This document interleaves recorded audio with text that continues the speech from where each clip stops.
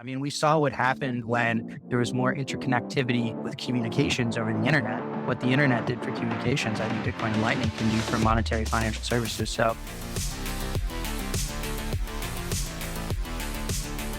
today is June 3rd, 2023. It's 9:14 a.m. Griff, we're here for a May review and a killer conversation with a guest. But how has your May been, Griff? It's been good. And since the last time we had Charlie on, you introduced the last one. It was like, oh, you just had ACL surgery. And that was an awful time compared to where I'm at now.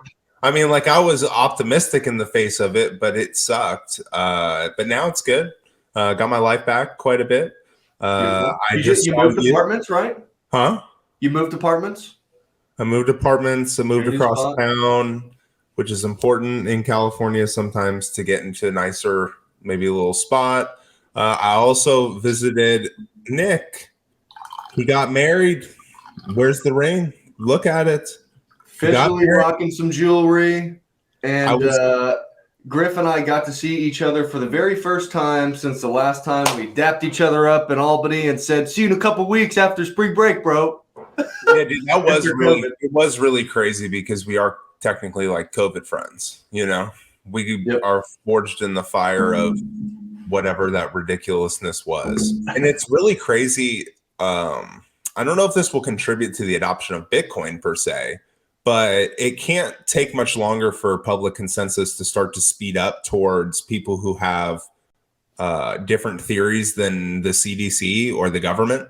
Like, people are going to have to start finding outlets they trust and parties they trust outside of like state-sponsored entities or just these massive conglomerates that are obviously working in conjunction with the government anyway.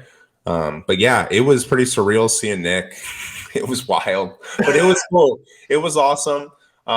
Nick's one of the other groomsmen also is like Nico. Special shout out to him. Should have his own podcast of some sort. I mean, the guy will argue about anything. He loves every token that comes out, loves Bitcoin, but is a huge token guy. So it was a fantastic weekend of just arguing about absolute nonsense the entire time. Especially because when you argue with token people like Bitcoin, they're like, oh yeah, but Bitcoin is like for sure. It's like for sure. You're like, yeah, like I don't understand why you're doing all the other stuff. Like, I just don't get it. Like, I don't get it. Like, please explain to me your crypto. And I'm like, I don't know, man. I don't really get it. That doesn't make any sense. Yeah, but the cool thing is like we have Charlie on today, and that is basically like crypto is trying to accomplish things like smart contracts, things like NFTs, trying to build business essentially with crypto, like these Web3 platforms. And we've been obviously very critical on this show of crypto. We don't really even talk about it because it's pointless. But to my understanding, and obviously like we start doing these episodes every month or so, what's been getting really hot, and we actually talked to Charlie not even, 4 months ago. And that was just the start of ordinals and inscriptions. And some of the things that were like being said then, because Charlie is the guy for these types of things. And we're talking about real companies, real layers getting built onto Bitcoin right now that kind of make Nico, to round this off, make him kind of look a little bit silly. Because the thing in Bitcoin, when you get into it, is Bitcoin will have everything. It'll have it. You just got to give it time, and it'll probably get built slower because it is truly decentralized. And we can talk about obviously all the rabbit holes that make it decentralized, but also it can get quite political. And there's a lot of game theory, and a lot of people think these things out. But like Charlie was saying, like the last time that he was on, not only like money is a communication layer, but Bitcoin being a data layer, ordinals are going hard and fast. It's really just like a free for all. We're just like building things super fast. We don't know where it's going to be. I even remember him saying, is inscribing JPEGs onto the blockchain like ultimately where this is going to start and stop? No, but it's a start, and we're talking about getting a lot of people onto Bitcoin. And I just thought it was awesome because when he was on last time, he said this will double Bitcoin's user base. That was 4 months ago. That's like a direct quote. And I have seen the metrics. I don't pay attention too much to I guess how many ordinals and inscriptions or BRC20 tokens or there's other things out now. It's not just like BRC20. There's lots of other cool projects that are trying to get introduced into the Bitcoin ecosystem. Lightning, obviously, I don't know if they're all competitive with Lightning. That's some of the things that we want to ask. But I want to say that it's probably doubled Bitcoin's user base already. I mean, potentially, that's what a lot of people are kind of shouting from the rooftops, but I guess that's what we'll get into. But anywho, Nico, get on board, brother. Okay, you're gonna get left behind. You're gonna be getting called out on the show today. I saw one last thing on the crypto thing because it's comical, dude. Like it is just so comical how it unravels itself. 36% of all staked ETH tokens are held by one entity. That came out, I think, in the last week. What are we doing? We just are openly rug pulling people, and there are just all kinds of things that are happening in that space that I think are just like feast or famine situation. But anywho, here we go. It has been an interesting May, Griff. Yeah, you mentioned got married. I'm officially rocking the ring now. That's awesome. Had a ton of fun getting to see you and the rest of the fellas. We also had a little debt ceiling excitement. It's all the horse and pony show. It's all bullshit anyways. But they completely suspended the debt limit through 2025, January 1 of 2025. So there is no debt limit at this point, which is always exciting. And of course they have to go back through and they have to play like it's a real problem. Yeah. So it's interesting to see those things, but I think it's important to note that the network, Bitcoin with a big B, right? Bitcoin with a big B, the network, it's still doing what it's supposed to, still cranking blocks out every 10 minutes. The protocol is still the protocol, has not changed. Hash rates are at all-time highs. I saw something, Griff, that I thought was kind of interesting, and maybe we'll have to get Charlie's opinion on this. But I think hash rate was something that you can look at as an early indicator, not as a lagging indicator, and that price kind of follows as a lagging indicator to the hash rate. And I don't know, maybe there is some truth to that. Maybe it's loosely connected, but hash rate is at all-time highs. All-time high levels anyways right now, which is pretty cool. I was also talking with Charlie the other day. He said that all the operations that are coming online now were projects that were maybe started several months in the past. So the hash rate that we're seeing is actually lagging behind as opposed to new operations that are going up right now, which is kind of interesting. But transaction counts in the network are at all-time highs. Confirmed transactions per day are at all-time highs. I think it's so important to note with a couple of those pieces that, Bitcoin with a big B, the network is operating as it's supposed to. We know that there's all this controversy. There's a lot of conversation about, what's happening to the Bitcoin base layer. Should inscriptions be added to the base layer? Should we be minting tokens on the Bitcoin base layer? There's all these conversations about this. So also at this same time, Griff, we are looking at all-time high fees and long wait times for transactions with low fee rates attached to them. We're seeing, that's an interesting piece, right? We know that Bitcoin, the base layer, isn't exactly built for scalability. But at the same time, we don't want to run into the same issue as Ethereum where, you want to send $50 and it costs you $100 to send it or whatever the exact example and ratios would be. The point is that if it costs way too much to send amounts, then it just becomes inefficient. And so, first thought is, how do we change the protocol? What is causing these things? I think it's appropriate to bring our guest in here so we can start having some of these conversations. So, Charlie, we're a huge fan. Happy to have you on the show again, brother. Welcome on. How has your May been? How are you doing today? Hey, good morning, guys. May's been insane. It's funny because last time I was on this in February was one of the first times I was talking about this publicly. I've been talking about it in my own little internal channels the chaos of what is now called the Ordiccord, the Ordinals Discord. And basically since then, all I have done is wake up, work on ordinals and ordinals related things, and then go to sleep, and then travel, go to conferences, talk about ordinals, build things related to ordinals. So long story short, to tie a loop on that, I now have joined Luxor Mining, the second largest North American mining pool, and we are building their site Ordinal Hub, as well as a lot of other interesting integrations into a company like that. So I still mine Bitcoin. We're still actually commissioning a site as we speak. The thing is that my focus is now on ordinals, and I cannot tell you how exciting that after a decade of being in Bitcoin, it feels the freshest it's ever been, and I feel like I'm learning about it with fresh eyes. So yeah.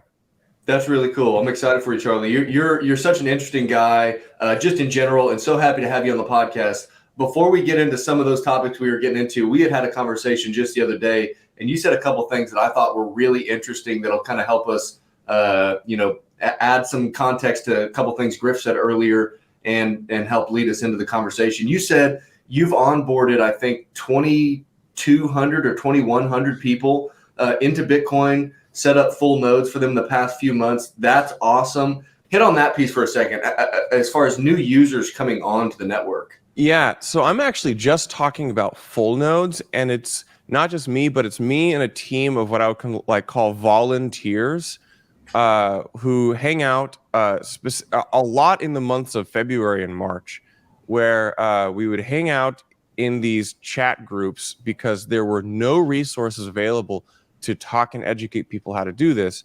And we would just explain this shit to people all day, from how do you install and run a full node on whatever computer or device you have, how then do you run the ordinals client or the ord client on top of that, and then how do you kind of use it to actually make inscriptions.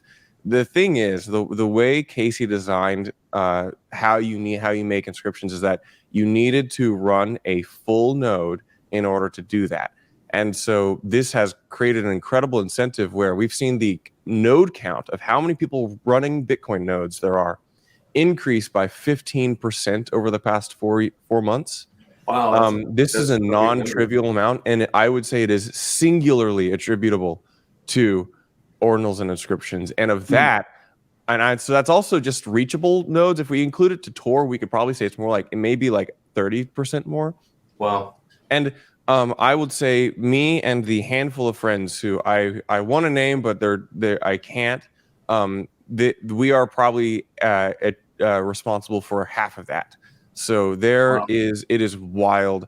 I have spent a decade trying to teach people about Bitcoin, and in a weekend, I onboarded more people to running full nodes than I had in my entire career. So wow, that's really cool. And then the other piece here that you added that I thought was really interesting, and something that we'll definitely get into as we get into the topics, is, and I'm paraphrasing a little bit, so correct me if I'm wrong here in your thought or the kind of idea, but previously these types of projects have been built on other chains in let's just call them other destinations, other places that these things have been built, whereas now they're being built directly in and on Bitcoin.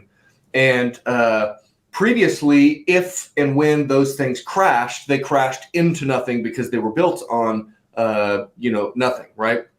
Now, because it's being built in and on Bitcoin, if and when these things cave in, and also to access and utilize, you have to buy Bitcoin. You have to interact directly with the Bitcoin network, which ultimately brings more people to Bitcoin. And you had mentioned this being one of the biggest onboarding events that you think you've ever seen. Is that true? And what's your thought on that? if you'd asked me 2 months ago, I would have said maybe. I think so. It's certainly huge. Having a little bit of opportunity to look back on it, it definitely is. I don't think I've ever seen anything quite like this. Outside of just a secular bull market and bull trend, that you can attribute to more people buying Bitcoin because they want to buy because the price is going up. If we want to define a specific event in Bitcoin's life, this is the biggest one. I don't think it's really even close. Wow. It's hard to describe how many new people who would have never bought Bitcoin otherwise, or I don't think would have bought Bitcoin anytime soon, have been buying it. And they're buying it for reasons which we never could have predicted. Look at like what a lot of the Ethereum network is and what everybody's investing on Ethereum, which is NFTs. Even the Ethereum people could not have predicted NFTs as one of the dominant onboarding trends to their blockchain last cycle. In the same way, and now this is like core to like when people talk about the pathway that Ethereum grows, they invariably integrate NFTs into that. In the same way, this type of thing, which is analogous to NFTs, at least on the short term, is one of the greatest onboarding events in Bitcoin we've ever seen. I think that is just the tip of the iceberg here, and I think NFTs doesn't really capture what's going on. I think this says NFTs are inferior and are a shadow of what they really should be, and inscriptions are the true manifestation of this. And so what we're seeing is that I think there's really, I do think there's value in other blockchains, but I don't really like, I'm just really glad that I don't think I have to pay attention to that anymore. I can focus on Bitcoin now because what we've always said, which is everything will collapse onto Bitcoin. I think this is like the first real experience of that at scale where these things are collapsing onto Bitcoin. And it's weird because it always could have. Nothing changed. Nothing on the Bitcoin protocol changed. Simply new ideas and fresh eyes on Bitcoin. And that is kind of what the message I want to say, which is we have said Bitcoin should ossify. Bitcoin should, Bitcoin's strength is in its immutability and its unchanging nature. And I want to say that is one of the things which we're discovering actually underpins a lot of where we can extend further and we can extrapolate further. I'm just glad that after 5 to 6 years, I can stop paying attention to Ethereum and Solana and Cardano and Tezos because all of the interesting things happening on those blockchains now happen on Bitcoin. And I think this is just the beginning. This is the harbinger of what is a cataclysmic event for everything that's not Bitcoin. I take this view that there is more that we don't know about Bitcoin than we currently know about Bitcoin. And that's actually funny. You said that on the last podcast. Yeah, I consider myself kind of a Bitcoin mystic. So for a long time, I've said I love this narrative that Bitcoin is the hardest money because I agree. I think it's one of the strongest mimetic qualities and mimetic narratives of Bitcoin. But I've also for many years been on the record saying I think there's more to this. It's not like how I communicate about Bitcoin. I like to align with people who say that, but I think there's a lot more going on, and it's hard for me to really like explain what I think it is. But I actually think I'm able to kind of communicate what I actually been thinking. So, we in human history we have separated what is the monetary thing, what is the information thing. And as over the centuries and millennia, with giant leaps in technology, whether it be fire to agriculture to different types of human governance and society and metallurgy and the industrial revolution, the things which are information, which are often carried in the form of human interaction and social network and the way humans coordinate, this information gets closer and closer to what is the monetary component. And so if we think of money and information and energy as all being different things and different types of ways of communicating what is human consensus, we see that over the long bent of human history, these things get closer and closer and closer and more interlinked. And with Bitcoin, these things are actually in the same network, all the same thing. And the problem with us humans is that we have historically differentiated and said these things are different and distinct.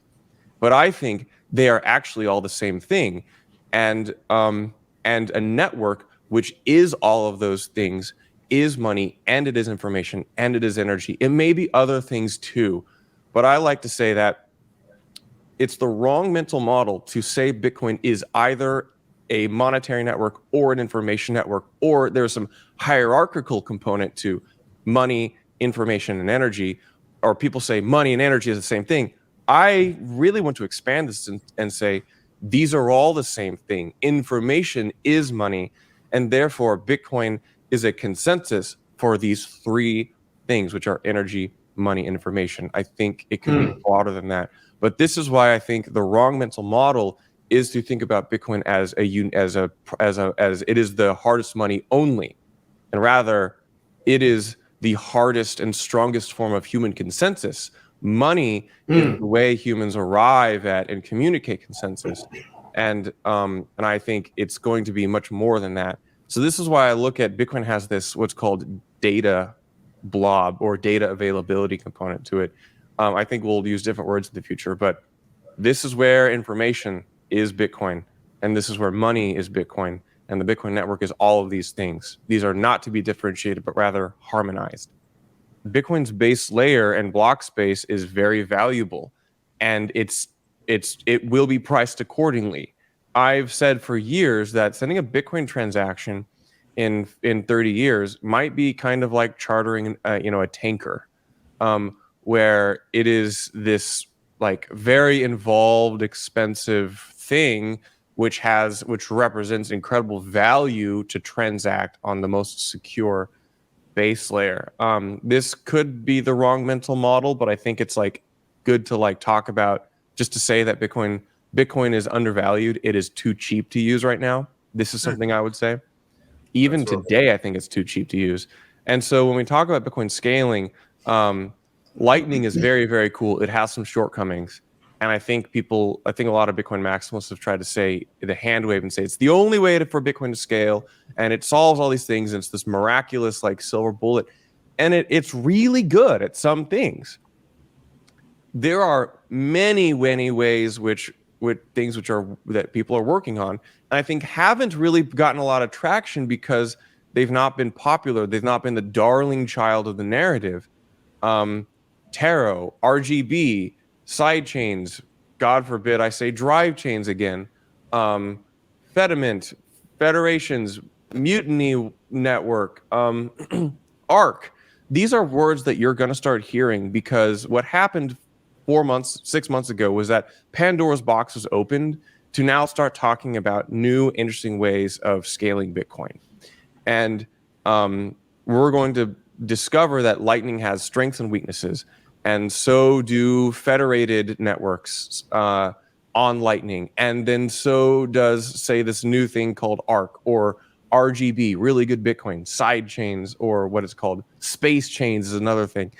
These are interesting ideas, which I feel have just not been explored, because the low-hanging fruit for people to make money has been to go do similar things like that and then add a token to it. So now your venture capital can have a liquid exit sooner than they would in a normal like kind of investment. And we've seen that turn into this perversion of incentive. And so I'm not necessarily against tokenization. I don't want to come hard against that. I want to say rather most tokenization I see tends to be like bad. And and I think most of this can be accomplished without that, without a perversion of incentive. And we're going to, this is a new era for cool ideas, new ideas on Bitcoin, and we're just getting started. Ordinals is just the beginning. I think ordinals will remain a dominant part of the narrative, but it's just the beginning, and it's so absolutely exciting. Charlie, I think the thought process on the competitiveness of block space, man, what you're saying, it really is interesting. It's like, wait a minute, let's stop and think about this. We're talking about the most secure and decentralized consensus protocol and network that is able to hold information, and how could we not expect the cost of using that to reflect its value? Now, I think it is interesting because And one of the things that I'd had in here as far as to talk about, we're kind of already getting into, which is BRC20 tokens. Charlie, I'm going to give you a couple of questions and then let's just roll on this. So laying the foundation, what does BRC20 stand for, and what are BRC20 tokens? So within Inscription, we people have been putting all types of data, a lot of it being pictures, which look like NFTs, but people put videos. People have put like dynamic HTML where you can run programs on Bitcoin. It's pretty cool. And the way this goes is you create what's called an envelope in the witness data, where you say, here's a line that says what comes next is an inscription, then the inscription data, and then that goes into transaction. Within that, we now have in early March, this guy named Domo proposed, I've got this idea for this cool experimental idea where instead of putting like a image or like a video, I'm going to take what's called a JSON file, JSON, which is a kind of a human readable version of text. And we're going to create a system or a standard to now just start creating and tracking fungible tokens on Bitcoin. It's going to act more like a messaging protocol than an actual like balance state update thing. That means that like the JSONs themselves don't actually say this person has this much of this token, but rather this address sends or mints X number of tokens, and then have some third party outside tracker track the state of the balances. And so it's really interesting. I actually wrote about it back in the first week of March, kind of describing what it is. We talked a lot about it on these small like Twitter spaces and Discord groups, and it was interesting. I thought that was going to be the end of it. It created a little bit of high fee environment back in early March, and I wrote about it. And I thought that was probably the end of it because I thought, one, it didn't really have a lot of I didn't really think it was a very compelling thing. I didn't really think people wanted to put fungible tokens on Bitcoin. That's clearly wrong. And then two, it's just a goofy idea. It's I'm showing my cards here, and we were very critical of it back then. It is unbelievably poor design and inefficient and ridiculous to use in a real world setting. However, it's become very, very popular, and that's because like you have a secular meme coin narrative outside of Bitcoin, the Pepe of going on, and then you have that kind of mimetic nature happen to like coincide with BRC20s on Bitcoin, which created a bunch of meme coins in BRC20s. Because it's very easy for normal people who have no idea what's going on to click a few buttons and create a token and then promote it and get a ton of market cap. And that's really cool. I actually don't want to discount that too much, because that's a very powerful adoption mechanism. So, I have disclosure spoken a lot with the creator of this protocol. Domo is his name. We are in private chats talking about how we can build interesting things. 2 or 3 months ago, me and Cypher and some other people were like, hey, this is we don't like it, but maybe if somebody wants to work with us, we can help improve the standard of it, maybe make it something more reasonable. Didn't get a lot of traction back then. And then a couple months later, BRC20s blew up, and now we're kind of like, well, maybe we just revisit this again. So we're talking about this. BRC20s can exist without ordinal theory. This is something a lot of people don't know, in that you don't need ordinal theory for BRC20s to exist, at least in how they currently exist, because they're tracked by address and not by ordinal. This is more of a condemnation of the state of indexers, which are absolute fucking dog shit. You can quote me on that. And I think it's a huge issue. But I think it's fun. You had BitGod, who, again, go listen to my interview with BitGod on ordinalhub.com's blog. You have BitGod, going from 0 to 150,000 followers in a couple months and launching the OXBT token, which was one of the largest singular onboarding events of Bitcoin. And it's been absolutely wild. But I will say, let's read through the documentation that Domo himself wrote that I thought everybody would read.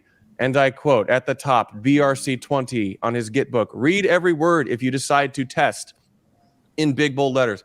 These will be worthless. Use at your own risk. Quote, this is a fun experimental standard demonstrating that you can create off-chain balance states with inscriptions.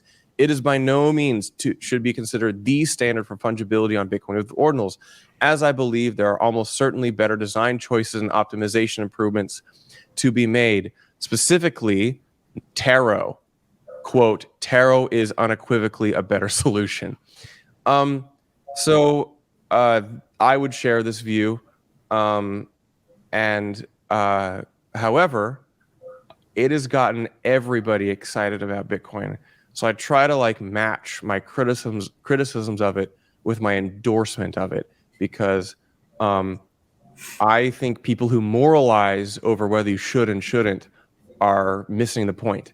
I think a better conversation is over rather what is the best decision and how can we educate people about these.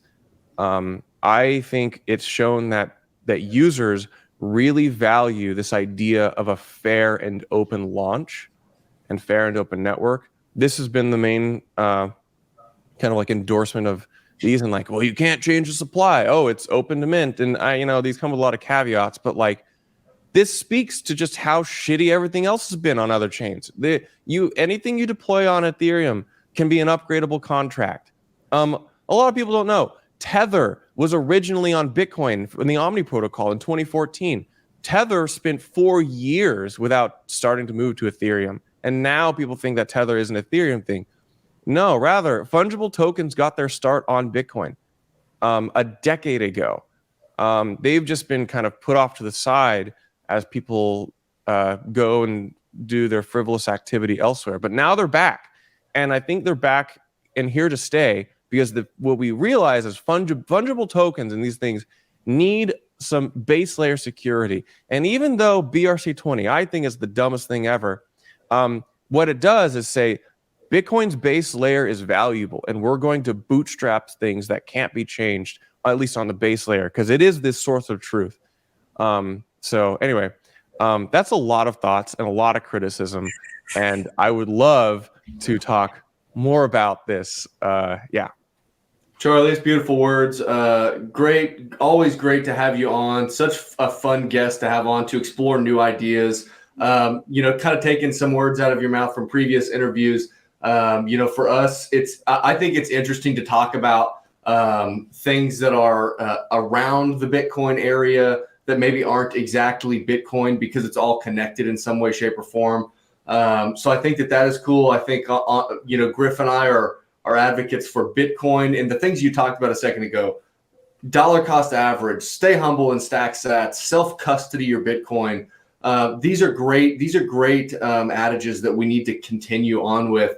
And then I want to finish up with one thought that we kind of talked about in the very beginning here, and that is that all of this is now being built directly on and in Bitcoin, like it never has been before. And I got to say that, man, that's a big bull signal for Bitcoin with a big B and Bitcoin with a little b. I think that's really exciting. I'm excited to see, what this turns out to look like, maybe over the next 6 months, over the next, couple of years. What this was really going to be, only time will tell. I'm excited about that. But Charlie, it's always a pleasure having you on, man. We're excited about it. And we'll see you. We'll see you again sometime soon here. But cool. Peace, guys. Griff, what a cool conversation. I know that we obviously had our own conversation earlier this week about a couple of those topics, and we've been thinking about it for a little while. So I thought it was a super cool conversation. Do you have any concluding thoughts for the people? Just kind of, no, my mind's a little bit blown. I think it's really cool. You know, I was just listening intently to the podcast we did 4 months ago, and Nick and I have stopped doing podcasts week over week over week because honestly, during the bear market, kind of like what is being said in bear market, mind you, some of us stacked really hard last year and we're not really feeling like we're in a bear market anymore. But aside from that, yeah, it's been like a little, it's been a little sideways. It's been a little, everybody knows that Lightning or something on a layer 2 needs to work out. People are understanding of this. Absolutely. Bitcoiners are understanding of this. And we're tired of the FTXs and the cryptos and the Ethereums and these, like Charlie said, that tokenize outside of Bitcoin's blockchain. We're tired of it because then I got to go explain to my parents or my grandparents or whoever is trying to get into Bitcoin, oh, but there's all these other ones. Yeah, they're scams. Well, then I sound like I'm selling snake oil to them, even though I'm not trying to sell them shit. I don't care. Don't buy the Bitcoin then. I don't care. But what I'm saying is I think that this is actually, there's still going to be a lot of turmoil. It's a small network, so to speak, on a large scale. It's pretty exciting because I've been in Bitcoin now for I've not been here long, but I've been in Bitcoin like the end of 2019. So I've been in it a fair chunk. I mean, over 3 years, I've been like preaching Bitcoin from the mountaintops, as Nick knows. Like I've been like, this stuff is like so cool. It's like I'm very passionate about it because of what it can do for people. We don't need quantum. We might need quantum computing, but what about the world's largest supercomputer just being human beings, and the fact that there's a whole bunch of human beings that quite literally can't express their true economic value with their intelligence or what they have because they're oppressed by the current monetary system. And that's I'm not to say that the current monetary system didn't do well. People get mad at me for saying that because it's the dollar. It's done well, but it obviously greed, centralization, politics, financing too much, too many bad bets by people at the top of these centralized groups, just too many bad bets. You're wrong too many times, and all of a sudden it becomes a huge problem for the little guy. That's getting exacerbated right now. We're not even getting to talk about how Bitcoin is winning the economic narrative of just money. It's also now winning the narrative of information sharing, data sharing, digital art, but also where that is going to go. Everybody is kind of in line. Even a lot of banks were in line. There's a lot of money that was invested into Ethereum because they thought maybe it could do it. Well, what happens when all of a sudden, instead of 30 million or whatever $billion, because if you saw that chart, there's like no money in crypto now. Of course, there's no money in crypto. It was all a scam anyway. But what happens when a lot of economic incentive or economic capital or just power in general gets actually thrown into some of these layer 2 companies and people start seeing the investment side of it? Yeah, I think it's gonna be really cool. But yeah, that was probably my favorite episode we've done in a long time. I thought it was really good. Guys, if you are not watching us, we do have video on Spotify and YouTube.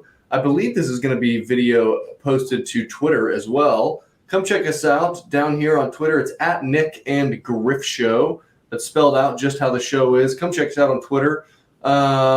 We will see you guys coming in later this month. Today is June 3rd here. So we will do another monthly episode towards the end of this month, maybe beginning of July. You guys stay humble, stack sats, buy Bitcoin every month if you can, as much as you can every month on a responsible basis. You have to decide what that is. You got to know what that is. Self-custody your Bitcoin, and we'll see you next month. Peace.